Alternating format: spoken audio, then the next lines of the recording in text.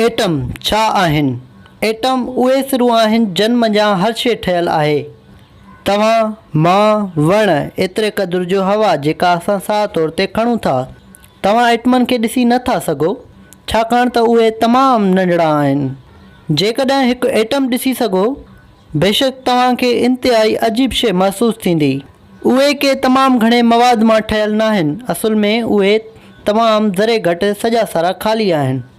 हिकु एटम जे मर्कज़ में मादे जो हिकु पितकड़ो ज़रो दाग़ आहे जंहिंखे न्यूक्लियस सॾिजे थो। उन जे चौधारी जीअं सिज जे चौधारी असांजा ग्रह प्लैनेट्स आहिनि, मादे जा वेतर पितकड़ा ज़रड़ा हूंदा आहिनि जिन खे इलेक्ट्रॉन चयो वञे थो। पर न्यूक्लियस ऐं इलेक्ट्रॉन जे विच में तमामु घणी ख़ाली जाइ हूंदी आहे। उन जो मतिलबु त तव्हां ऐं आऊं जीअं त असां एटमनि जा ठहियलु आहियूं, घणो करे ख़ाली जाइ आहियूं। असल में एटमनि जे अंदरि एॾी ख़ाली जाइ हूंदी आहे जो जेकॾहिं तव्हांखे दुनिया जे सभिनी माण्हुनि जे सभिनी एटमनि मंझां सॼी ख़ाली जाइ कढणी पवे त उहे हिकु मुअक्कब क्यूब खंड जे मिक़दार जेतिरा थींदा। तसवुरु करियो, सॼी इंसान ज़ात हिकु क्यूब मुअक्कब खंड जे हुजम साइज़ जेतिरी थी वञे। गौर करियो, उहो केॾो न इंतिहाई ॻरो खंड जो दाणो हूंदो। एटमनि जे बारे में हिकु ॿी ॻाल्हि, उन्हनि जा मुख़्तलिफ़ 92 क़िस्म थियनि था।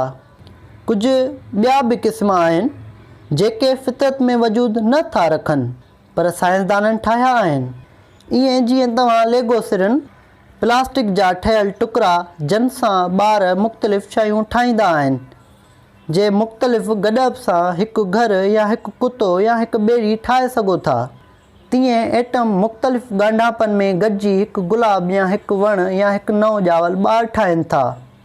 असीं सभु एटमनि जो मेड़ आहियूं।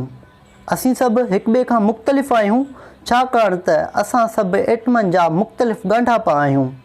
दोस्तो, मां उमेदु कयां थो त तव्हांखे हीअ वीडियो पसंदि आई हूंदी ऐं अहिड़ियूं ॿियूं इंफॉर्मेशन वीडियो ॾिसण लाइ मुंहिंजे चैनल खे ज़रूरु सब्सक्राइब कंदा। मिलंदासीं तव्हां सां हिकु नए टॉपिक सां गॾु। महिरबानी।